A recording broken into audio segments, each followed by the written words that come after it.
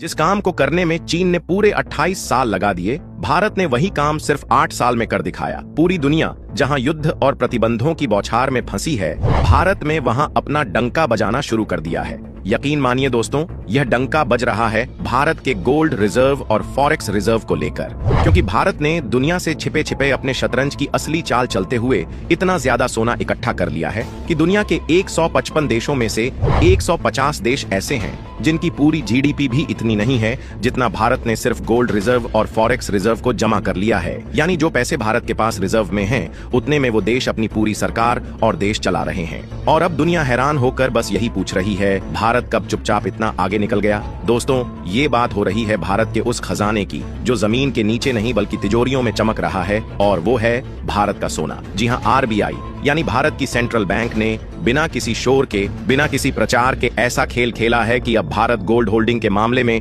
दुनिया के टॉप 10 देशों में शामिल हो चुका है। इतना ही नहीं, अब तो भारत सीधे 7वें नंबर पर आ गया है। और ये हम नहीं कह रहे, ये कह रही है खुद आरबीआई की ऑफिशियल रिपोर्ट।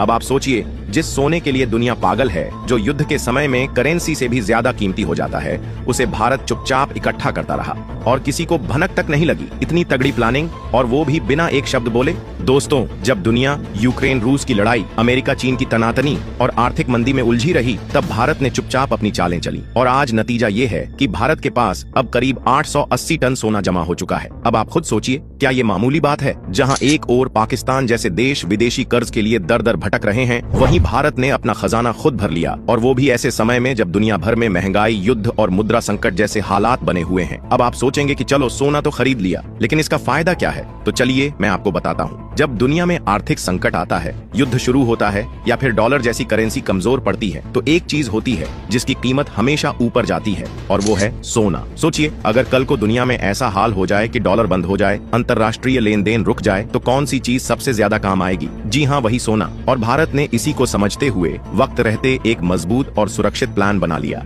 आरबीआई ने 2025 की शुरुआत से ही सोने की खरीदारी पर फोकस बढ़ा दिया, और इतना ज्यादा बढ़ा दिया कि पिछले कुछ महीनों में ही करीब 57 टन सोना खरीद डाला। ये आंकड़ा इतना बड़ा है कि कई देश मिलकर भी पूरे साल भर में इतना सोना नहीं खरीद पाते। अब आप कहेंगे कि आखिर ये सब आरबीआई ने क्यों किया? तो भाई, बात बहुत सीधी है, भविष्य की तैयारी। आज जो हालात हैं, यूक्रेन और रूस की लड़ाई, अमेरिका का बजट घाटा, चीन की स्लो इकोनॉमी और पाकिस्तान की डूबती नया, ये सब इस बात की तरफ इशारा कर रहे हैं कि आने वाला वक्त आसान नहीं है। और अगर वो मुश्किल वक्त आता है, तो भारत उस समय किसी के आगे हाथ फैलाने वाला नहीं होगा, बल्कि दूसरों को उधार देने वाला देश बनेगा। अब बात सिर्फ सोने की नहीं है, भारत का फॉरेक्स रिजर्व यानी विदेशी मुद्रा भंडार भी इस समय एक रिकॉर्ड स्तर पर पहुंच